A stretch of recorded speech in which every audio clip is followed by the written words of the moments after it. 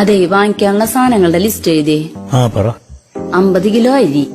50 kilo അരിയാ? ഒരു മാസത്തേക്കുള്ളതാണ്, ഞെട്ടണ്ട. 5 kilo അരി. 5 kilo ഉള്ളി.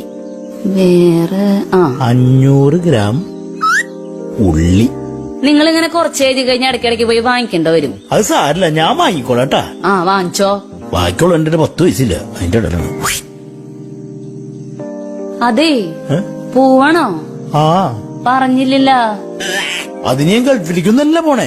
അതെനിക്കറിയാം. ഒന്ന് മുഖത്തേക്ക് നോക്കി പോക്കൂടെ? അപ്പൊ ഇത്രയും നേരം നിന്റെ മുഖത്ത് തന്നെയല്ലേ നോക്കിക്കൊണ്ടിരുന്നേ? വലിയ കാര്യം. എന്റെ കണ്ണിന് റെസ്റ്റ് വേണ്ട സിബി. ഒരു സ്നേഹമില്ലാത്ത സാധനം, ഒരു ടാറ്റെങ്കിലും തന്നൂടെ? ടാറ്റ ഞാനെന്താ LKG ക്ലാസ്സിൽ പോണ കുട്ടിയാ? മമ്മി ടാറ്റ പോട്ടെ എന്ന് പറയാനായിട്ട്. നിങ്ങളെ അപ്പുറത്ത് വാടകയ്ക്ക് താമസിക്കുന്ന ആൾക്കാരെ കണ്ടു പഠിക്ക്. അയാളെ എപ്പോ പുറത്തേക്ക് പോയാലും അയാളുടെ ഭാര്യക്ക് ടാറ്റും ഫ്ലൈങ് കിസ് ഒക്കെ കൊടുത്തിട്ടാ പോണേ. നിങ്ങൾക്കും അതുപോലെയൊക്കെ ചെയ്താലെന്താ? എന്തൊറ്റാ ആലോചിക്കണേ? അല്ലടി, എനിക്കുള്ള ഭാര്യ പരിചയമില്ല, പിന്നെ എങ്ങനെ ഞാൻ ആ പെണ്ണ് ടാറ്റും ഫ്ലൈങ് കിസ് കൊടുക്കാം? അയ്യടാ, നിങ്ങളുടെ മനസ്സിലിരിപ്പ് കൊള്ളാല. അവിടെ കൊടുക്കാനല്ല, എനിക്കൊരു ടാറ്റ തരാനാ പറഞ്ഞത്. കുഞ്ഞുമോന്റെ ഒരു വലിയ മോഹങ്ങളെ ഞാൻ തെറ്റിദ്ധരിച്ചു. പോട്ടെ.